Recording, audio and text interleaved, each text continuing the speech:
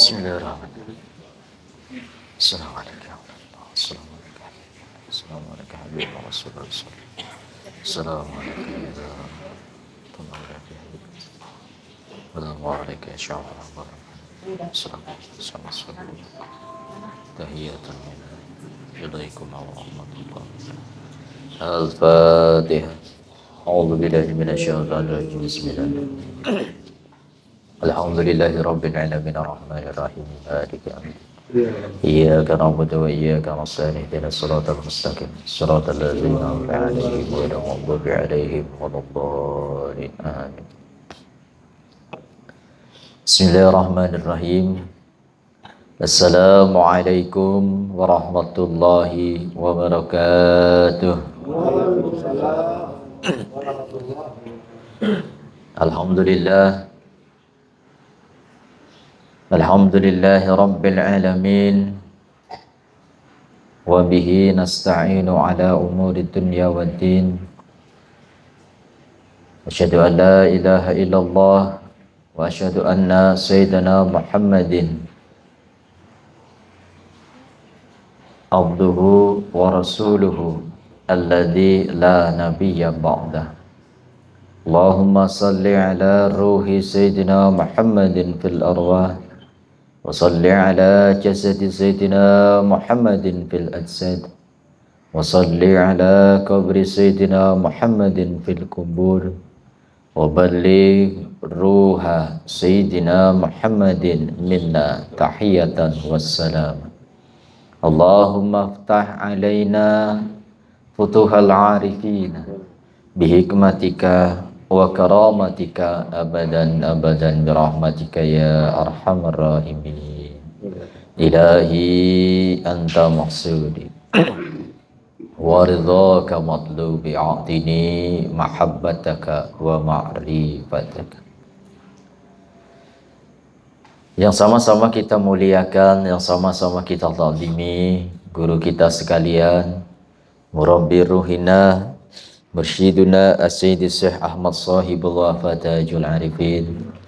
Semoga beliau selalu ada dalam rahmatnya Allah, ditambah barakah dan karamahnya sehingga terlimpah kepada kita sekalian. Amin ya Allah ya Rabbal Alamin. Juga yang sama-sama kita hormati para alim, para ulama, para sesepuh, para guru-guru agama, khususnya buat beliau Bapak Ustadz Usman beserta keluarga besarnya. Mudah-mudahan semua selalu ada dalam lindungan Allah, selalu diberikan kesehatan, baik kesehatan jasmani ataupun kesehatan rohaninya, dimudahkan segala urusan-urusannya, baik urusan dunia ataupun urusan akhiratnya, dan mudah-mudahan dimudahkan rezekinya, dan yang terpenting diistiqomahkan di dalam mengamalkan amaliyah thariqah qadiriyah naqsabandiyah ini. Amin ya Allah ya Rabbal Alamin. Ayuhal ikhwan rahimakumullah.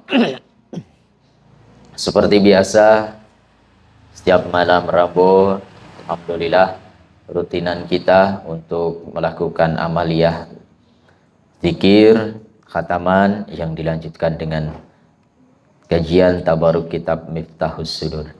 Mudah-mudahan amaliyah kita malam hari ini diterima oleh Allah Subhanahu wa taala, dicatat sebagai amal yang soleh, dan mudah-mudahan menjadikan wasilah kita untuk lebih dekat kepada Allah Subhanahu wa taala dan menjadi pintu gerbang turunnya rahmatnya Allah. Amin ya Allah ya Rabbal Alamin. Alhamdulillah, kita lanjutkan kajian kita mengenai tabaruk kitab Miftahus Sudur. Kita sudah memasuki bab yang ketiga. Bismillahirrahmanirrahim. Khususan ila hadrati Syekh Ahmad Sahibul Wafa Tajul Arifin wa nafa'ana bi'ulumihi. Al-Fatihah. Bismillahirrahmanirrahim. Alhamdulillahi rabbil alamin arrahmanir rahim. Iyyaka na'budu wa iyyaka nasta'in ihdinas siratal mustaqim siratal ladzina an'amta 'alaihim ghairil maghdubi 'alaihim waladdallin. Amin. Bismillahirrahmanirrahim. Wa qala Allah Ta'ala wadhkur rabbaka fi nafsika tadurruan wa khifatan wa dunal jahri minal qaul bil ghuduwi wal asal wa la takum minal ghafilin. Al-A'raf ayat 205. Allah Subhanahu wa taala berfirman, wadhkur rabbaka fi nafsika.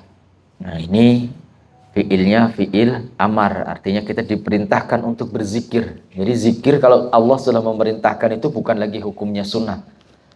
Tapi kalau sudah ada fiil amar yang menjelaskan di sini berarti perintah.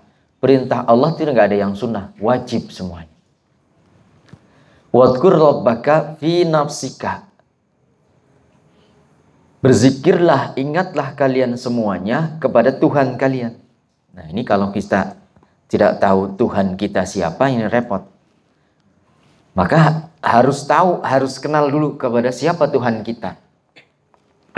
Nah, talqin zikir itu adalah dikenalkannya kita kepada Tuhan kita, yaitu Allah Subhanahu wa ta'ala. Jadi kalau kita tidak kenal sama Tuhannya, ya Tuhannya banyak. Ada yang mempertuhankan harta, ada yang mempertuhankan jabatan, ada yang mempertuhankan anak, ada yang mempertuhankan istri. Karena tidak kenal siapa Tuhan yang sesungguhnya. Maka di sini diperintahkan wadhkur rabbaka fi nafsika, di dalam diri. Tadurruan wa khifatan. Dengan tadurruan ini kalau bahasa Jawanya DP-DP, andap ansor, dengan merendah. Wa khifatan, dan dengan samar. Dunal jahri minal qaul, bukan dengan suara yang keras. Mil qaul dari ucapan, bil huduwi wal asal, di waktu pagi dan waktu petang, artinya waktu siang dan waktu malam. Walatakum minal ghafilin, dan janganlah kalian menjadi orang-orang yang lalai, orang-orang yang lupa kepada Allah. Jadi dari pagi sampai siang, sampai sore, sampai malam, sampai pagi lagi, kita harus selalu ingat, selalu berzikir kepada Allah dan tidak boleh lupa kepada Allah. Maka setelah diperintah tadi wadhkur rabbaka, di akhir ayat itu dicegah jangan sampai lupa. Nah, wala takum minal ghafilin. Ini yang disebut ada perintah, ada larangan. Nah, diperintahkan untuk berzikir, dilarang untuk lupa.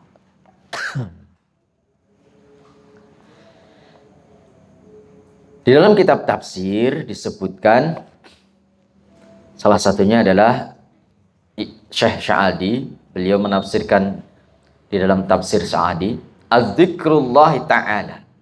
Zikrullah atau mengingat Allah Subhanahu wa ta'ala, yakunu bil qalbi, ada kalanya dengan hati, wa yakunu bil lisan, dan ada kalanya dengan lisan, wa yakunu bihima, dan ada kalanya dengan keduanya, yaitu dengan zikir lisan dan zikir qalbu. Wahua, atau zikir lisan dan zikir qalbu, itu akmalu anwa'id dzikri wa ahwalihi, sesempurna-sempurnanya zikir atau macam zikir dan juga kondisi atau keadaan masing-masing orang. Jadi seutama-utamanya zikir yaitu zikir dengan lisan dan qalbu kita. Maka yang dimaksud ayat tadi wadhkur rabbaka fi nafsika tadurruan, yang dimaksud tadurruan itu adalah dengan suara tapi bukan suara yang teriak-teriak gitu, Mas. Tetap. Jadi makanya dalam zikir itu syaratnya kan ada 3. Zikir dengan wudhu yang sempurna, zikir dengan pukulan yang keras, kemudian zikir dengan suara yang kuat. Jangan dibalik. Jangan suara yang keras, tapi suara yang kuat. Maka ketika berzikir kemarin, hentakannya yang kuat, pukulannya yang kuat, pukulannya yang keras, menghujam kepada latifatul qalbi. La ilaha illallah. Suara yang digunakan adalah suara yang kuat, bukan suara yang kosong. Bukan la ilaha illallah. Nah, ini suara yang tidak ada hentakan, tidak ada kekuatan.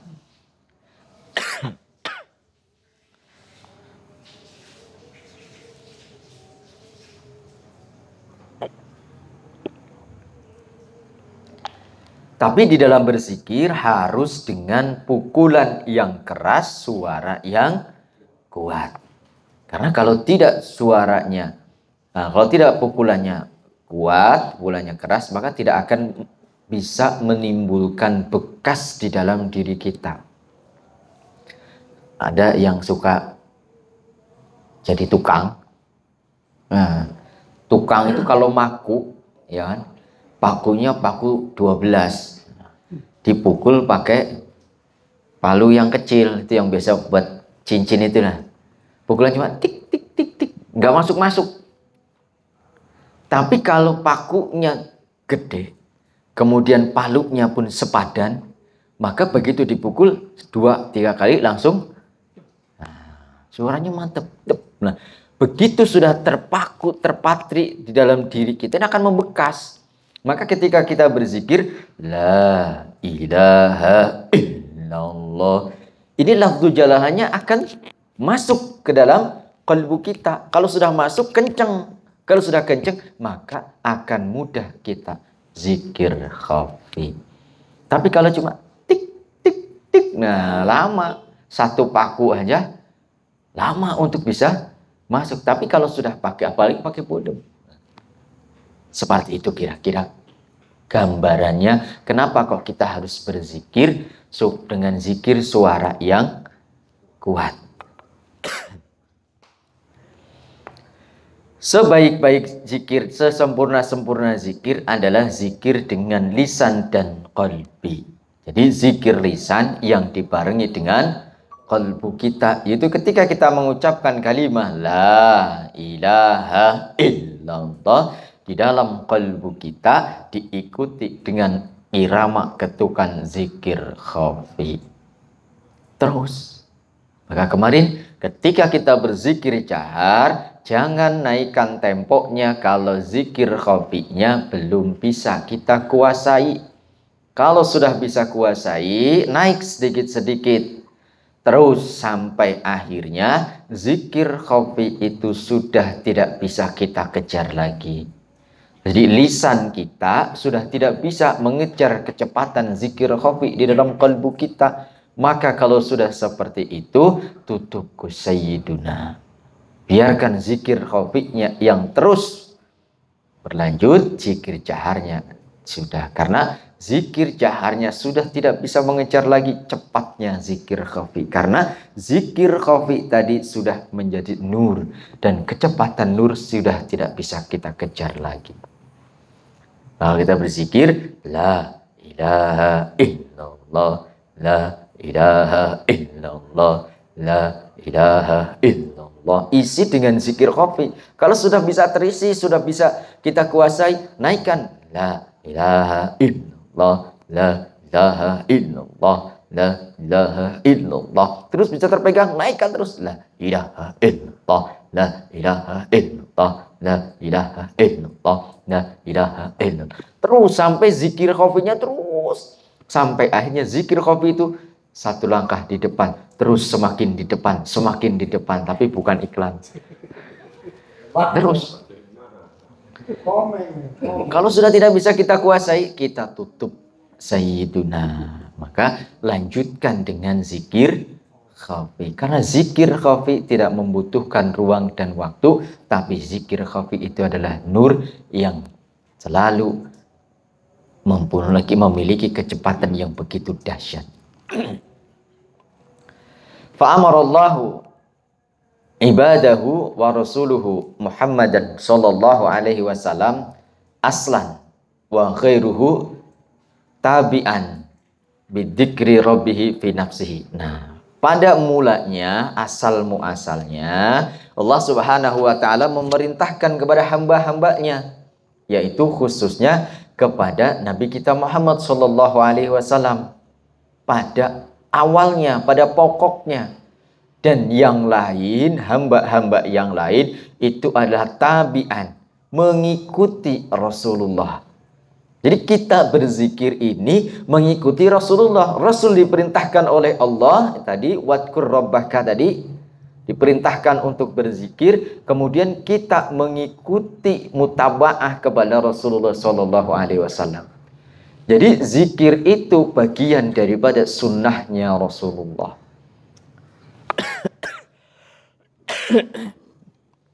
Jadi kalau ada yang mengatakan zikir kok keras-keras, zikir tidak ada dicontohkan oleh Rasulullah, ya ini sudah jelas Al-Quran. Allah memerintahkan untuk berzikir. Siapa yang diperintahkan asalnya adalah Nabi kita Muhammad sallallahu alaihi wasallam, dan yang lain adalah mutaba'ah, mengikuti. Kalau kita tidak mau mengikuti zikir, berarti kita tidak mau mengikuti Rasulullah. Kalau tidak mau mengikuti Rasulullah, berarti bukan umatnya Rasulullah. Kalau bukan umatnya Rasulullah, maka orang termasuk golongan orang-orang yang kufur. Rugi. Mukhlison khalian tadzuruan. Artinya ikhlas dengan merendahkan diri.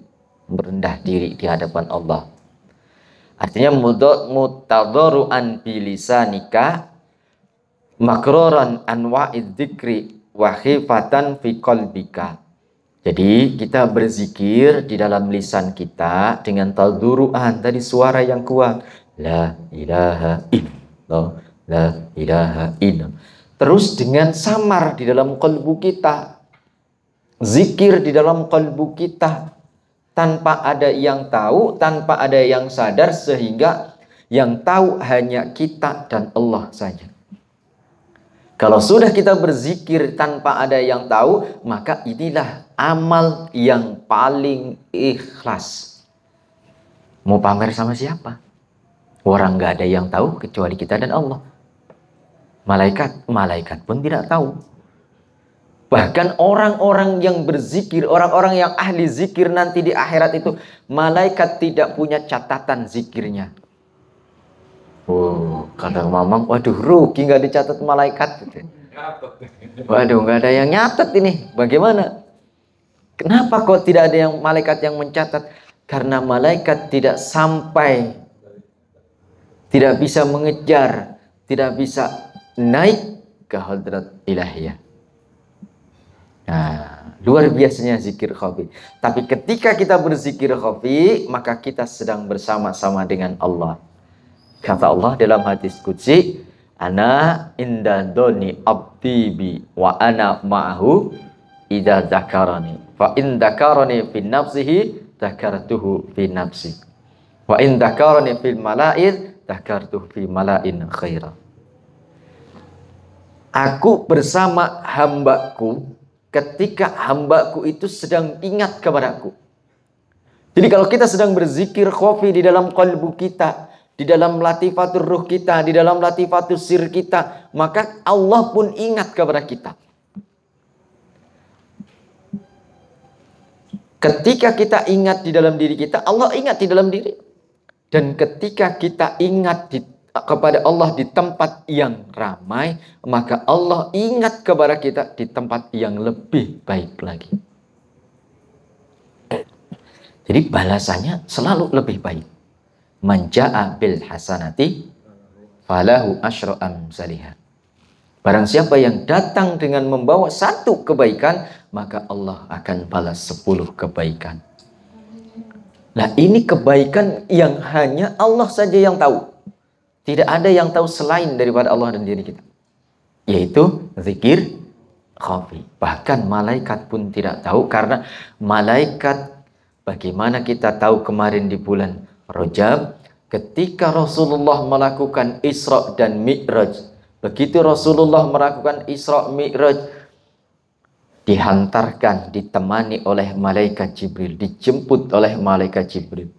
Tapi begitu sampai ke Sidratul Muntaha, malaikat berkata kepada Rasulullah, "Ya Rasul, aku cukup sampai di sini. Engkau sendiri lanjutkan perjalanan. Karena begitu aku melangkah satu jengkal saja, maka aku akan terbakar." Nah, disitulah. Maka ketika kita sedang berzikir ingat kepada Allah, maka kita sedang bersama Allah dan tidak ada yang bisa tahu kecuali kita dan Allah. Bahkan Rasulullah mengatakan, sesungguhnya antara aku dan Allah ada satu waktu yang tidak ada yang tahu kecuali aku dan Allah saja, kata Rasul dalam hadisnya. Nah, dalam kitab Sirrul Asrar pun disebutkan.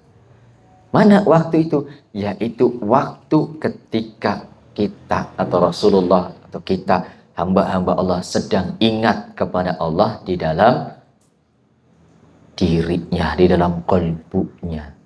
Maka dahsyatnya zikir khafi. Malaikat pun tidak bisa mencatat. Bi an takuna khaifan minallah, karena zikir tadi disembunyikan dan benar-benar samar kecuali hanya kepada Allah saja. Dan zikir yang terbaik yang di dalam kalbu kita tadi adalah khaufan ayyakuna amaluka ghairu makbulin. Tapi kita jangan terus jumawa, wah mentang-mentang kita sudah punya zikir yang begitu dahsyat, terus pokoknya asal zikir saja, ya, nah itu. Tapi zikir yang terbaik adalah zikir yang takut kalau amalnya, kalau zikirnya itu tidak diterima oleh Allah. Sehingga karena takut amalnya, sholatnya, ibadahnya tidak diterima oleh Allah, orang itu jadi apa? Nemen-nemen itu apa? Bersungguh-sungguh. Jadi bersungguh-sungguh di dalam melakukan amal-amal kebaikan. Terus melakukan amal baik, terus perbaiki kualitas amal, terus berzikir, terus perbaiki kualitas zikirnya, terus perbanyak jumlah zikir yang berkualitasnya. Bukan karena sudah talqin zikir, sudah punya zikir kopi itu sepatandang petenteng, udah merasa paling alim. Tapi justru orang-orang yang berzikir dengan sebenar-benar zikir, maka justru yang terlihat adalah dosa-dosanya. Maka pentingnya kita mencari ilmu supaya apa? Supaya kita bisa menghilangkan kebodohan, menghilangkan hijab-hijab yang ada di dalam diri kita, sehingga terlihat dosa-dosa kita. Bukan dosa orang lain yang kita lihat, dosa-dosa kita. Begitu banyaknya dosa-dosa kita. Maka para kekasih-kekasih Allah, para wali-walinya Allah, itu banyak yang menangis ketika membaca satu huruf dalam Al-Quran. Ketika satu huruf di dalam wiridnya membaca itu terus menjadi menangis. Karena apa? Melihat begitu banyak dosa-dosanya. Huruf itu huruf apa? Itu huruf ya. Misalnya Allah menyebutkan ya ibadi. Ketika Allah menyebutkan wahai hamba-hambaku, kalau kelasnya orang-orang yang khuas, yang dilihat itu Masya Allah, kita yang dosanya masih banyak, masih selalu dianggap hamba oleh Allah, masih dianggap umat oleh Allah. Karena apa? Kasih sayangnya Allah, rahmatnya Allah. Kalau kita kan enggak, sebaliknya, ada salah dikit, wah udah, terus lain batur, gitu. Nah ini kita.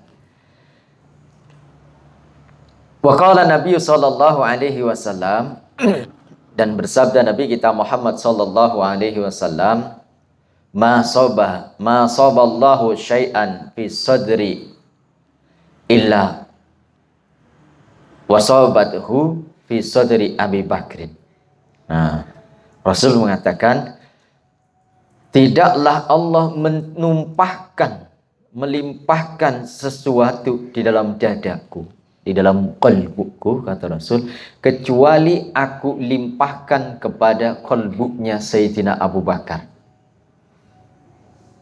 Apa yang ditumpahkan? Yaitu rahmatnya Allah. Di rahmatnya Allah, Allah curahkan kepada Nabi kita Muhammad SAW, dan daripada Nabi kita Muhammad SAW dicurahkan, ditumpahkan kepada Sayyidina Abu Bakar. Apa rahmat itu? Yaitu zikrullah, zikir khafi tadi. Maka zikir khafi itu adalah pintu rahmatnya Allah. Kalau kita sudah ada zikir khafi di dalam kalbu kita, begitu kalbu kita melakukan zikir khafi, maka di situ pintu rahmatnya Allah. Tersambungnya ruhani kita dengan rahmatnya Allah melalui ruhani Rasulullah SAW. Maka disebutnya para wali-wali mursyid itu sebagai fuyudur rahmah. Maka Rasulullah SAW diutus oleh Allah sebagai rahmatan lil alamin. Wa ma arsalnaka illa rahmatan lil alamin. Artinya Allah menumpahkan rahmatnya kepada Rasulullah, dan dari Rasulullah ditumpahkan kepada Sayyidina Abu Bakar. Maka nisbat thariqah guru kita, yaitu thariqah Naqsabandiyah atau zikir khafi, itu dinisbatkan kepada Sayyidina Abu Bakar. Artinya zikir khafi itulah pintu rahmatnya Allah. Kalau kita mau tersambung dengan rahmatnya Allah, ya perbanyak zikrullah. Supaya menghujam, supaya kencang, tadi harus dipukulkan dengan yang kuat, yaitu zikir secara lisan, la ilaha illallah. Maka la ilaha illallah bekasnya adalah zikir khafi. Dan buahnya zikir khafi itu adalah nur yang terpancar dari kalbu kita, yang terzahir atau berzahir kepada akhlak. Maka buahnya zikir itu adalah akhlak. Jadi kalau berzikir akhlaknya masih kurang baik kayak kita-kita ini, Masya Allah, ini zikir kita belum baik, belum benar, belum banyak, maka tidak ada jalan lain bagi kita untuk terus memperbaiki akhlak kita dengan terus memperbanyak zikrullah.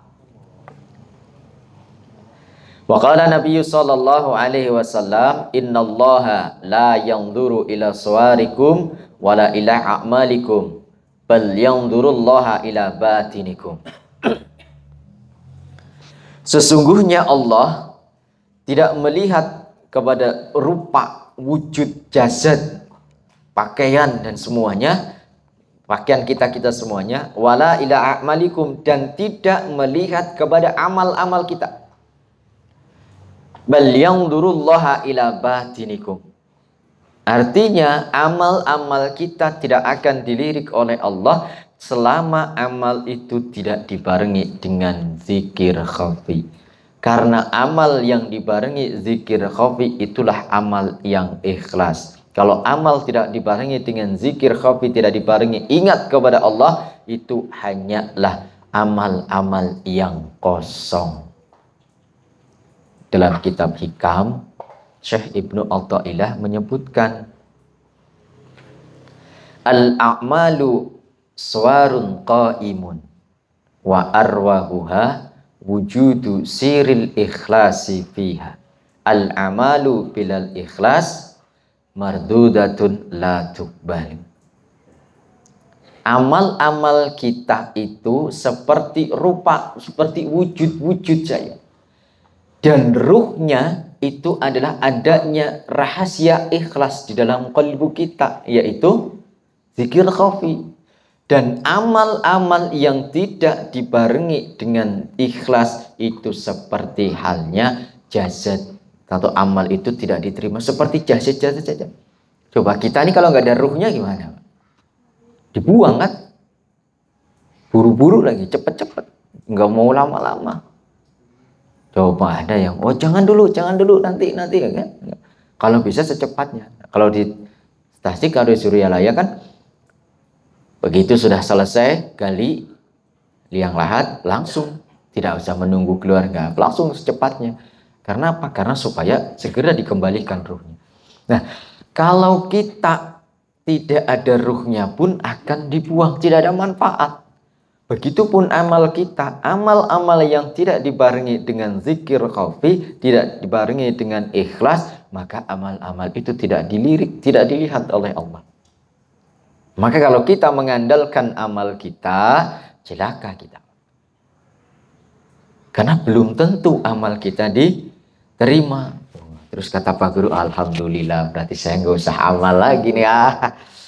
Nah ini salah lagi udah. Yang beramal aja masih salah kalau tidak ikhlas, apalagi yang tidak beramal. Terus bagaimana supaya amal-amal kita ini bisa diterima? Kita kembalikan bahwa amal-amal itu adalah atas rahmatnya Allah. Maka yang kita cari adalah rahmatnya Allah. Jadi kita beramal, kita berzikir, kita khataman, kita manakib, kita kajian, semuanya untuk apa? Untuk mencari, untuk mendapat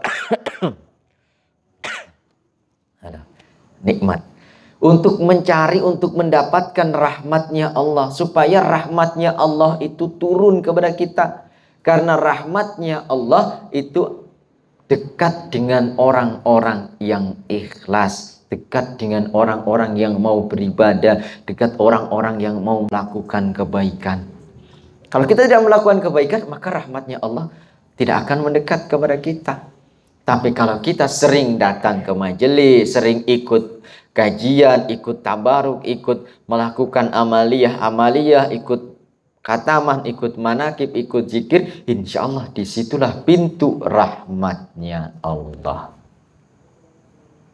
Apalagi selalu ingat dengan zikir khafi, itulah ketersambungan dengan rahmatnya Allah.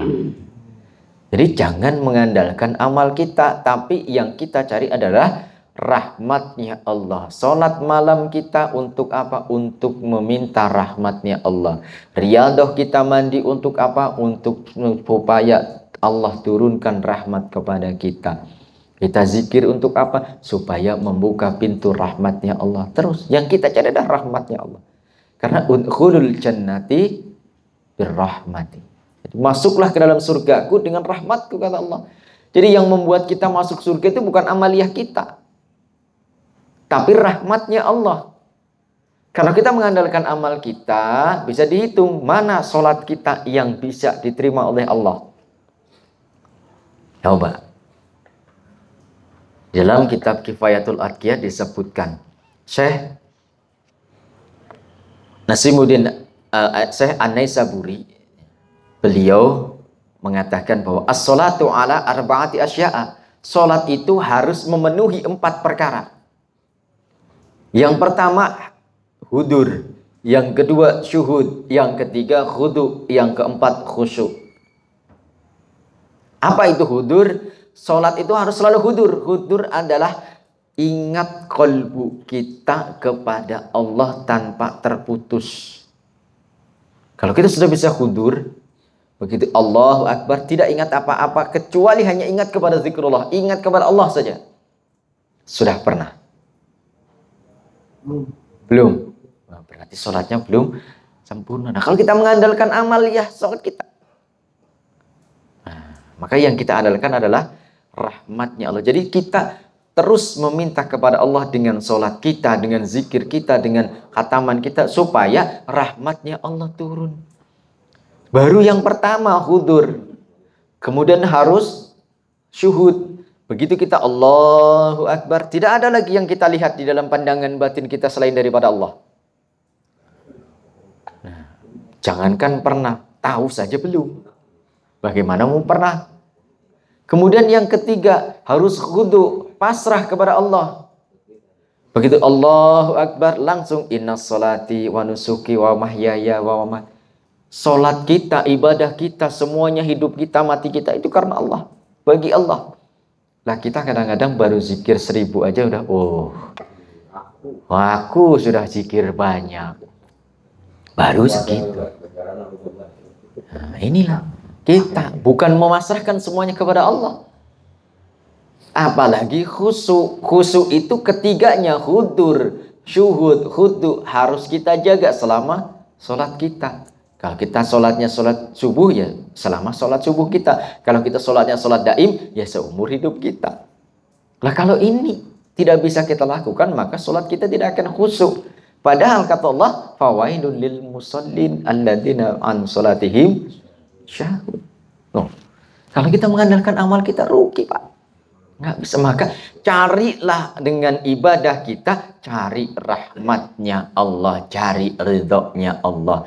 Seandainya kita tidak bisa menyempurnakan amaliyah-amaliyah kita, maka kita andalkan rahmatnya Allah. Kalau tadi kata Rasulullah, tidak ada yang Allah limpahkan kepadaku kecuali aku limpahkan kepada dada Abu Bakar, maka dari Sayyidina Abu Bakar diturunkan terus kepada para tabi'in. Kepada tabi'in kan tadi sahabat, turun kepada tabi'in, turun kepada tabi'in, turun kepada para wali-wali mursyid. Maka kalau kita memisahkan diri kita, kalau kita mengandalkan diri kita, tidak menyambungkan rohani kita kepada syekh mursyid, belangsak. Belangsak. Ngandalin amal kita, sholat aja. Syarat yang pertama hudur aja, belum pernah kita. Begitu Allahu Akbar sampai salam terus ingat kepada Allah, tidak ingat kepada apa. Ya, apalagi Pak Cecep Allahu Akbar, aduh, kumaha carana ya pamitan ka pamajikan ya, nambah deui ya kumaha aja. Terus, nggak ada Pak yang bisa sholat sempurna. Maka yang kita andalkan rahmatnya, pintu rahmatnya Allah, itulah ketersambungan silsilah dengan Syekh Mursyid. Kalau jangan pernah berpaling sedikit pun dari pangarsabah, supaya apa? Supaya kita mendapatkan syafaat dari beliau. Dan beliau mengatakan, kalau ada yang merubah, kalau ada yang menambah apa yang aku ajarkan, maka Abah tidak bertanggung jawab. Nah, amalkan saja sudah sesuai dengan apa yang Abah ajarkan. Supaya apa? Supaya kita mendapatkan syafaat daripada bangsa Abah. Wah, ada yang ngomongin, syafaat itu kan bagi Nabi. Betul. Syafaat itu mutlak hak Rasulullah, hak Nabi kita Muhammad SAW. Tapi para wali-walinya Allah itu bisa jadi wali karena apa? Karena mutabaah kepada apa yang diajarkan oleh Rasulullah. Kalau jadi wali karena mutabaah, karena mengikuti ajaran Rasulullah, maka berarti ini bukti bahwa apa yang diajarkan oleh Rasulullah itu adalah benar. Maka karomah-karomah para wali-walinya Allah itu adalah min juz'in nubuwah. Karomah para wali-walinya Allah itu adalah bagian daripada kenabian. Maka barang siapa yang tidak yakin dengan karomah wali-walinya Allah, maka orang ini termasuk orang yang kufur kepada Rasulullah.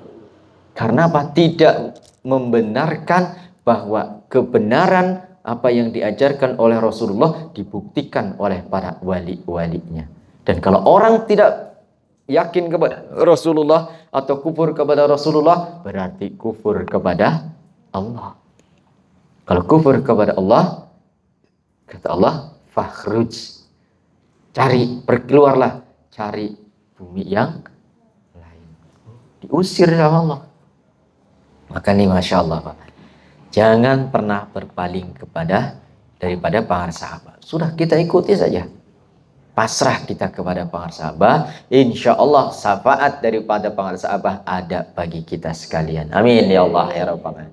Karena syafaat daripada pangarsaabah, syafaat daripada wali-wali mursyid itu hakikatnya adalah syafaat daripada Rasulullah Sallallahu Alaihi Wasallam.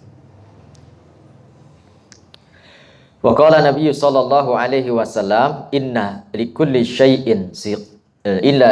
syai'in muqdanan wa miqdanut taqwa qulubil arifin. Sesungguhnya Bagi segala sesuatu itu ada tempat, ada takaran, ada ukuran. Dan tempatnya atau ukurannya takwa itu adalah hatinya orang-orang yang arif.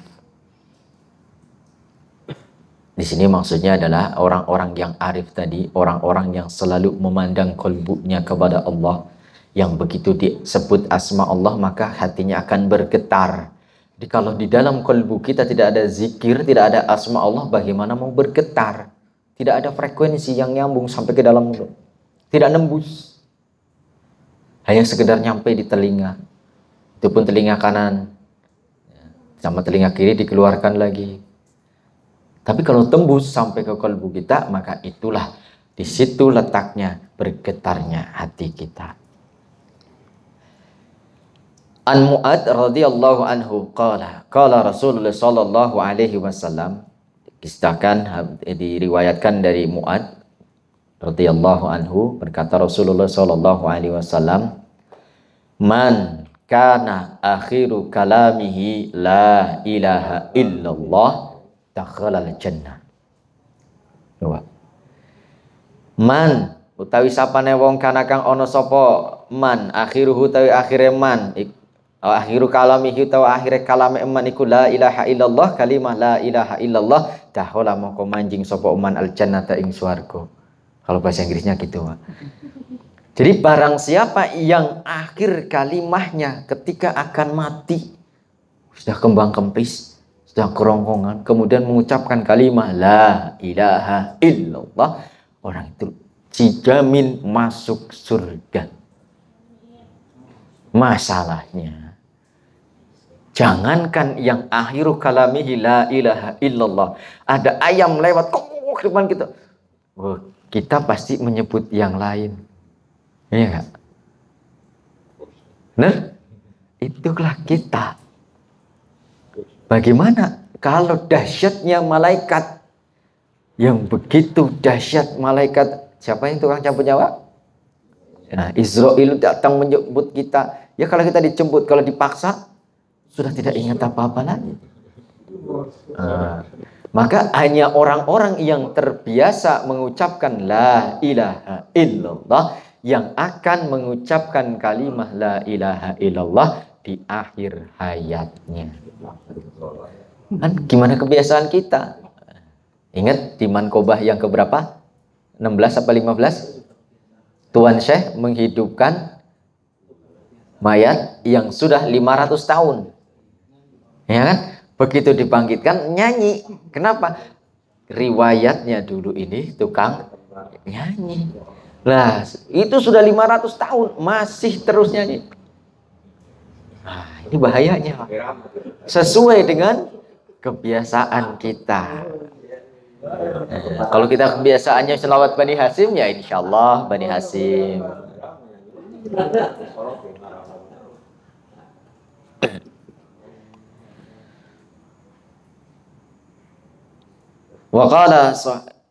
Waqala sahihul asnadi wa an abi, nah ini rawahu Abu Dawud wal Hakim, dan Abu Dawud wal Hakim mensohihkan hadis tadi, man kana akhiru kalamihi la ilaha illallah dakhalal jannah. Wa an Abi Sa'id Al-Khudri, dan diriwayatkan dari Abi Sa'id Al-Khudri radhiyallahu anhu qala Rasulullah sallallahu alaihi wasallam, lakinu mautakum la ilaha illallah wa lam ya'mal bimuqtadhaha. Lakinu mautakum, talkinkan kepada orang-orang yang akan mati di antara kalian semua. Nih, ini yang terkadang jadi dalil juga. Talkin itu kan bagi orang yang mau mati. Nah, memang benar kan? Tapi masalahnya di Indonesia orang yang mau mati itu disebutnya orang yang sekarat.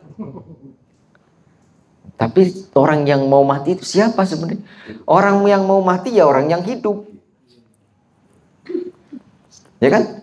Selama masih hidup, selama masih ada nyawanya, pasti akan merasakan mati. Maka lakinu mautakum, talkinkan kepada orang yang akan mati di antara kalian semuanya. Oh, kalau sekarang diartikannya beda lagi. Lakinu mautakum, talkinkan kepada orang-orang yang mati di antara kalian semua. Jadi udah dikubur baru ditalkin. Kalau itu saya tukang talkinnya dulu, Pak. Jadi saya tukang talkin dulu. Jadi kalau di kampung dulu kan ada, kalau tingkat tuh kalau di sini ya, kalau di kampung saya sih Sarua ada. Nah, jadi pegawai desa gitu. Jadi kalau ada yang mati itu tugasnya nalkin gitu. Saya nalkin.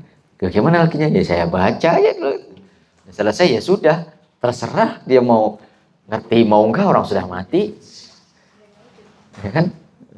Ada nyautin kita bubar. Maka sayang kalau misalnya sampai kita sudah mati baru ditalkin. Maka sebelum mati talkinkan dulu supaya apa? Supaya terbiasa. Maka lakinu mautakum la ilaha illallah, talkinkan kepada orang yang akan mati di antara kalian semuanya. Nah, kalau Pak Cecep kira-kira nggak mau mati ya nggak usah. Jadi ya siapa yang mau mati ya kita ini yang hidup. Maka wajibu ala kulli insan ayatluba hayatal qalbi ukhrawi min ahlil talqin qoblal fautil waqti.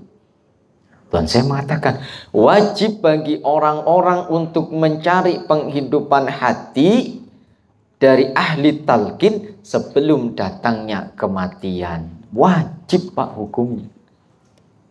Talqin zikir hukumnya wajib selama kita masih hidup. Bagaimana kalau sudah mati? Nah, sudah tidak wajib lagi, Bro. Bagaimana kalau sudah mati terus kita mau minta talqin? Silahkan. Tapi wajibnya adalah ketika masih hidup. Yang disebutkan min ahli talqin qoblal fautil waqti, sebelum habisnya kontrak di dunia ini.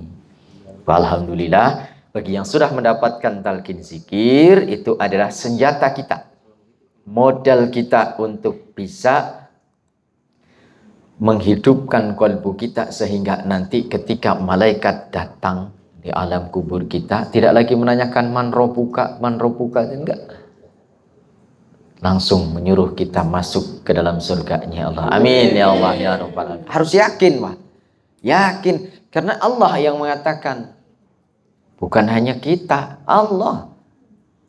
Nah, maka Tuhan saya berani di dalam Manqobah mengatakan kaulah akan berjaga di pintu neraka dan mencegah supaya tidak ada murid kaulah yang masuk ke dalam nerakanya Allah. Karena apa?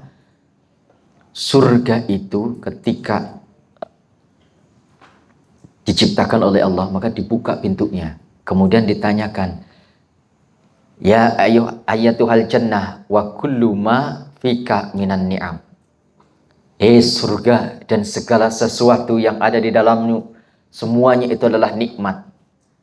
Liman anta. Ditanya surga, untuk siapa engkau? Kata surga, nahnu li ahli la ilaha illallah. Aku diciptakan untuk ahlinya la ilaha illallah. Harus yakin, Pak.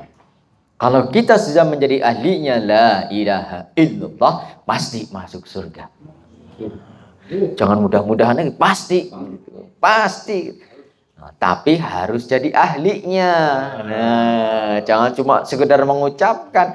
Kalau sekedar mengucapkan, burung peo pun bisa. Makanya di situnya anak bukan lagi untuk orang yang mengucapkan, tapi nahnu li ahli la ilaha illallah. Untuk ahlinya la ilaha illallah. Ahli. Kalau ahli ya berarti sudah terbiasa, sudah mengerti, sudah melakukan, sudah memahami kan, betul-betul harus ahli. Nah, supaya jadi ahli harus terbiasa. Terus la ilaha illallah. Pada sholat terus. Jangan berputus asa, terus saja la ilaha illallah sampai jadi ahlinya la ilaha illallah. Nah, terus. Jadi bukan hanya sekedar mengucapkan, maka kata surga itu nahnu li ahli la ilaha illallah. Nah, kemudian dilanjutkan hadisnya, wala natluba ila ahli la ilaha illallah. Dan tidaklah wala atluba, dan tidak aku cari. Jadi ahli la ilaha illallah itu tidak usah mencari surga. Surga yang mencari ahli la ilaha illallah. Sudah masuk surga, dicari sama surga. Pak Cecep mana? Wah, Pak Cecep mana? Nah, bukan lagi Pak Cecep yang nyari-nyari ke sana, didatangi, Pak. Surga datang menjemput kita. Wala yadkhulani ila ahli la ilaha illallah. Dan tidak akan masuk ke dalamku, kata surga, kecuali ahli la ilaha illallah. Kenapa? Karena miftahul jannah la ilaha illallah. Pintunya kuncinya surga itu la ilaha illallah. Jadi kalau kita tidak punya kuncinya, walaupun melihat surga tidak bisa masuk.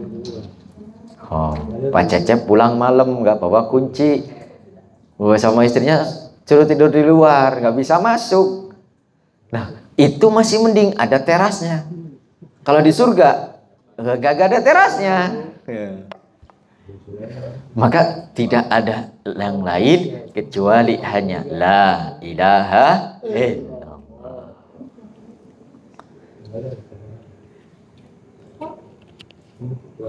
Qala Allah Ta'ala, kadzabat ya abdi lam takul ma la taf'al. Nah, di sini Allah Subhanahu wa taala mengingatkan, bohong engkau wahai hambaku, engkau melakukan atau engkau mengucapkan apa yang tidak engkau lakukan. Artinya, banyak orang yang mengucapkan la ilaha illallah tapi tidak tahu artinya.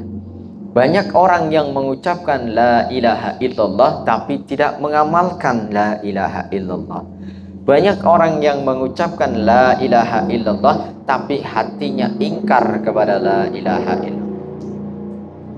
Contohnya, ketika kita mengucapkan la ilaha, tidak ada Tuhan. Jadi semua Tuhan-Tuhan ini kita hilangkan semuanya. Tidak ada Tuhan.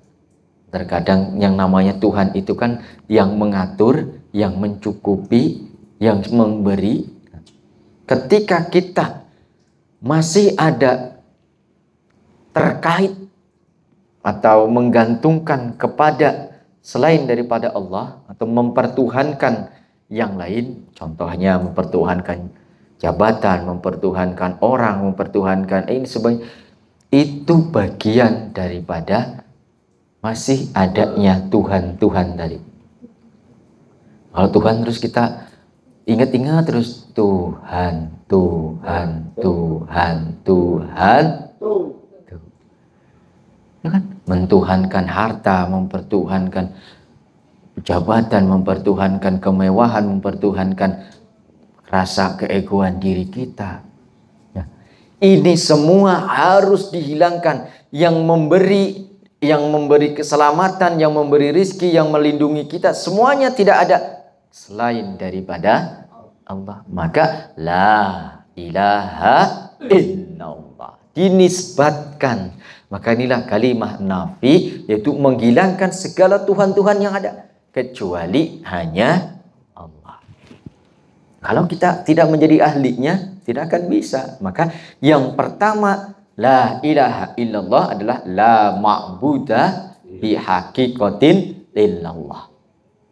Tidak ada yang kita sembah dalam hakikatnya selain daripada Allah. Kemudian yang kedua, la maqsuda bihaqiqatin illallah. Tidak ada yang kita tuju selain daripada Allah. Maka selalu kita diingatkan, ilahi anta maksudi waridhoka matlub. Yang kita tuju hanya Allah dan ridhonya Allah, rahmatnya Allah yang kita cari. Nah, yang ketiga, la maujuda bihaqiqatin illallah. Tidak ada yang ada selain daripada Allah. Inilah tingkatan-tingkatan kita, Pak. Ikhlasnya kita. Minimum la ma'buda illallah, itu kita sudah selamat. Atau minimum kita la ilaha illallah, kita pasrahkan semuanya kepada Syekh Mursyid fana fi Syekh. Karena kita tidak bisa, tidak mengerti, tidak kenal kepada Allah, maka pasrahkan semuanya kepada wali yang mursyidah. Kita andalkan syafaat daripada wali mursyid. Dengan catatan kita melakukan amal-amal sesuai dengan tuntunan Syekh Mursyid. Jangan nanti juga syafaatin Abah tapi nggak mau berusaha. Pokoknya nanti disempurnakan, pokoknya nanti ditolong Abah. Nah, Allah pun mengingatkan, fa'idha azamtum fattawakal Allah. Syarat untuk tawakal adalah ketika kita sudah tidak mampu. Kita harus berusaha semampu kita. Sudah macam-macam minus jalan sudah kita tempuh. Tapi ternyata masih belum, udah pasrahkan semuanya kepada Allah. Jadi kita berusaha dengan selalu memasrahkan kepada Allah. Jangan pasrah terus tidak berusaha. Datang pengajian, bawa motor NMAX. Mentang-mentang, saya mau pasrah aja tawakal sama Allah. Kuncinya ditinggal pinggir jalan. Pulang pengajian, motornya hilang. Karena tadi saya tawakal kepada Allah tapi kok hilang ya. Nah, ini bagian daripada ketidaktahuan dan ketidakmampuan. Maka tawakal itu adalah parkir yang betul, kunci stang, baru kita ikut pengajian. Jadi usaha dulu. Setelah usaha, sekemampuan kita sebagai manusia, selebihnya pasrahkan kepada Allah. Maka fa'idha azamtum fattawakkal Allah.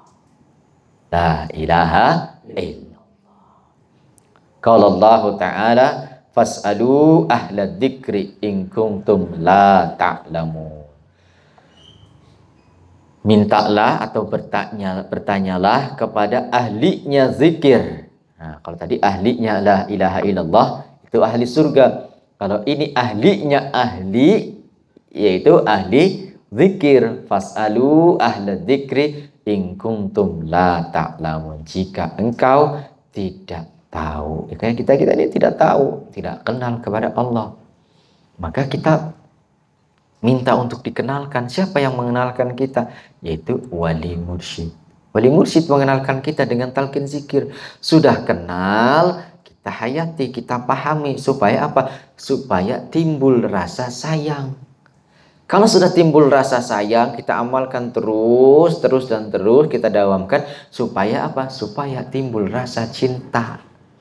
Kalau sudah cinta terus, kita jaga terus, kita pupuk terus, makin lama makin mesra. Kalau sudah mesra, disitulah kita sampai kepada Allah. Maka tak kenal maka tak sayang, tak sayang maka tak cinta, tak cinta maka tak mesra, tak mesra maka tak sampai. Kalau kita sudah mesra dengan Allah, maka selalu kita bersama-sama dengan Allah. Maka tujuan kita diciptakan oleh Allah tidak ada lain adalah li ziyadatil unsiyah wa ziyadatil qurbiyah. Untuk menambah kemesraan kita dengan Allah dan juga menambah kedekatan kita dengan Allah. Mudah-mudahan manfaat. Amin ya Allah ya rabbal alamin. Alhamdulillah, sedikit kita kaji. Jadi kitab Miftahus Sudur ini sangat-sangat luar biasa ya. Kita kaji, godaannya pun luar biasa. Cukup 1 baris, 2 baris, 3 baris, asalkan istiqomah. Mudah-mudahan banyak barokah yang kita dapatkan. Karena godaan di dalam mengkaji kitab Miftahus Sudur ini, ya diantaranya yang malas, yang nggak jadi hadir, yang ini banyak paling. Jadi memang kita harus hati-hati. Syukur bisa terus kita datang mengkaji walaupun tidak paham. Karena yang kita cari bukan pandainya, tapi kebarokahannya. Ya, jadi yang penting kita hadir. Jadi ada beberapa, ya istilahnya ada beberapa tempat yang mengkaji Miftahus Sudur itu dari awal sampai akhir ada aja perjalanannya. Godaannya tuh macam-macam. Pun kita kan sudah berapa kali nih, juz 1 aja udah 3 kali kita ngulang, nggak khatam-khatam gitu. Karena udah sampai sini tiba-tiba berhenti, sampai sini tiba-tiba berhenti lagi. Nah inilah godaan. Jadi godaannya itu entah dari kitanya yang tidak aktif, atau dari rasa malas, atau dari kondisi, dari keadaan. Nah, maka ayo sama-sama sebisa mungkin, semampu kita berusaha, mudah-mudahan diberikan kemudahan, kita bisa mengkaji tabaruk kepada pangarsa Abah, dan mudah-mudahan bisa menghatamkan 2 juz 1 dan juz 2. Alhamdulillah ya, saudara kita kemarin kita sama-sama sudah ikut khataman ya, yang di apa namanya, Nurul Hidayah. Nah, mudah-mudahan kita segera menyusul bisa khatam juga. Nah, mudah-mudahan Allah memberikan kemudahan kepada kita. Bi barakati wa karamati Syekh Abdullah Mubarak bin Muhammad, wa bi barakati wa karamati Syekh Ahmad Sahibullah Fatajul Arifin. Sayyidillah lahumul Fatihah. Bismillahirrahmanirrahim. Alhamdulillahirabbil alamin. Iyyaka na'budu wa iyyaka nasta'in. Ihdinas siratal mustaqim. Shiratal ladzina an'amta 'alaihim ghairil maghdubi 'alaihim waladdallin. Billahi taufiq wal hidayah. Wassalamualaikum warahmatullahi wabarakatuh.